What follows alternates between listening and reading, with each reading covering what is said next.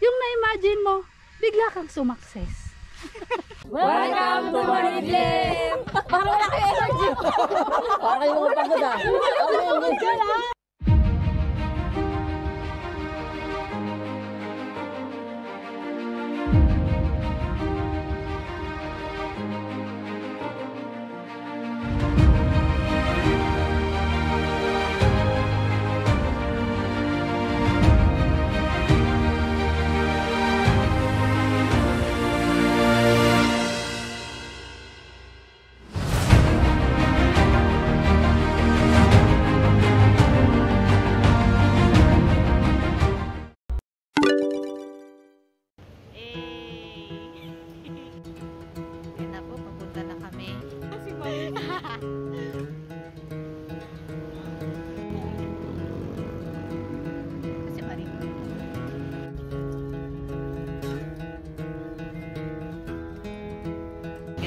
Breakfast na kami.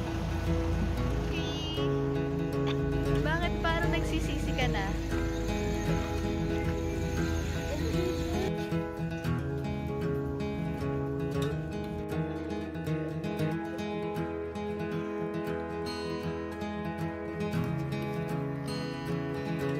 May tao na sa taas?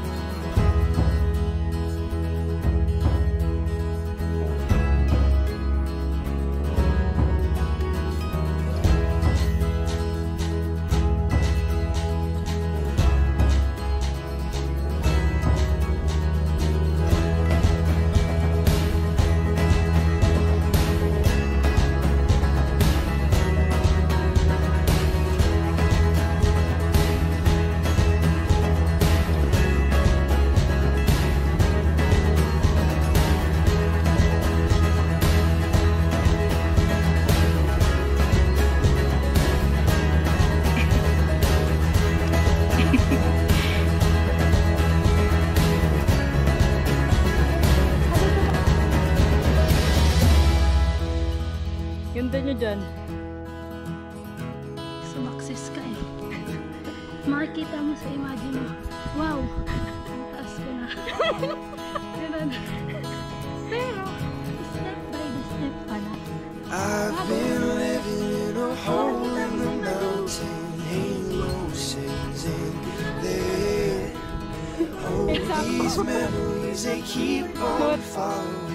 The devil, he's a rambling man. I've been living in a hole in the mountain. Ain't no sense in there. Oh, these memories, they keep on following. The devil, he's a rambling man. I try to keep this inside. Now is the time to see what we can find.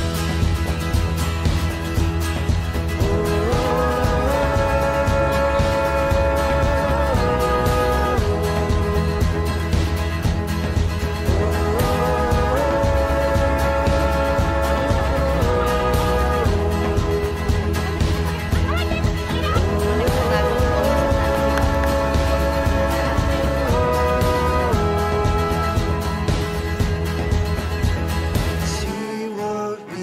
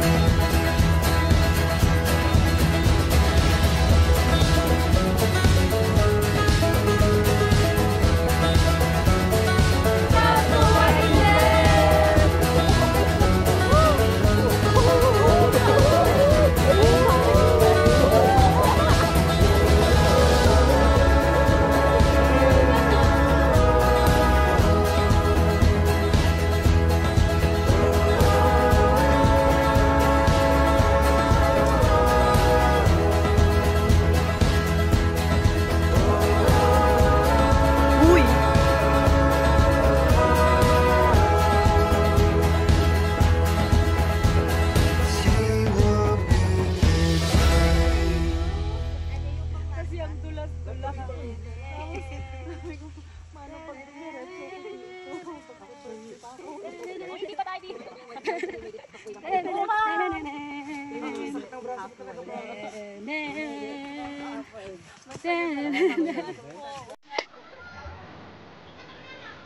guys, ito sumakses po kami. Mga enjoy.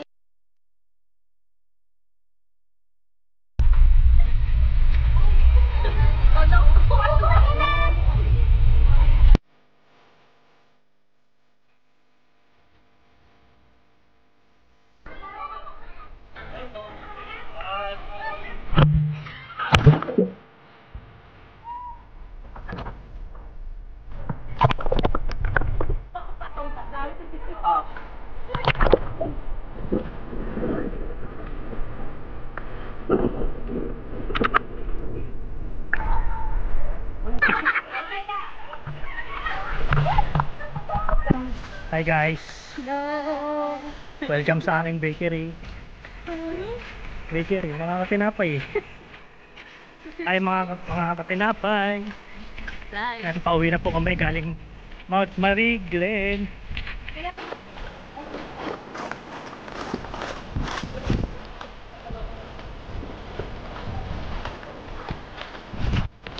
Video to.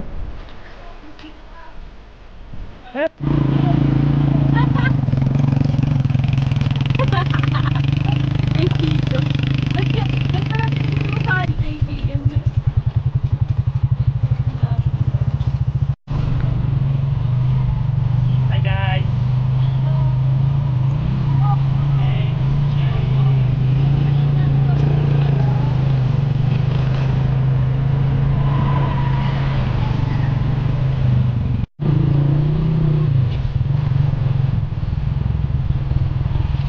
Mamaya may bukas na ako pag-ibig. Hey.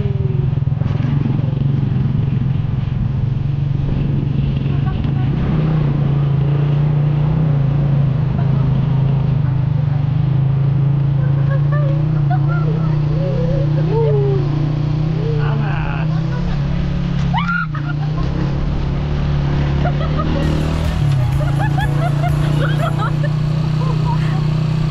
Sa mga nagbabalak umakyat ng Mount Mariglen, ito lang ang masasabi ko. Don't underestimate this mountain kahit pa hindi ito ganun kataasan. Sabi nga nila, huwag ilalang ang mga bundok. Kasi every mountain has their own unique beauty and difficulties. Mukha man kaming happy-happy sa video, nahirapan kami lalo na sa pababa. Well, because namali ako ng footwear na sinuot. Puro patarik kasi pababa at saka paakyat. Isabay pa yung very challenging weather na matinding init kaya make sure sapat yung baon yung water at trail foods. May nagtitinda naman sa taas pero doble na yung presyo. Mas mainam din kung prepared kayo physically before hiking para iwas injury na rin. Regardless of our difficult experience, nag-enjoy pa rin ako ng sobra dahil 1 year ago pa yung huli naming hike. Para sa akin, hiking as a leisure activity and it really helps me as a writer not only for my mental health but also to gather inspiration. Yung mapapaisip ka kapag umakyat ka na ang ganda-ganda pala ng nilikha ng Panginoon and that same Creator created you and I as well. Amazing, di ba? Aside from that, ang sarap din sa feeling na gumawa ng memories with your friends and the strangers along the way. Sabi nga nila, mas priceless ang memories kaysa sa material na bagay. Anyway, hanggang dito na lang muna at back to reality muna ulit. Kita-kits sa susunod. Bye-bye!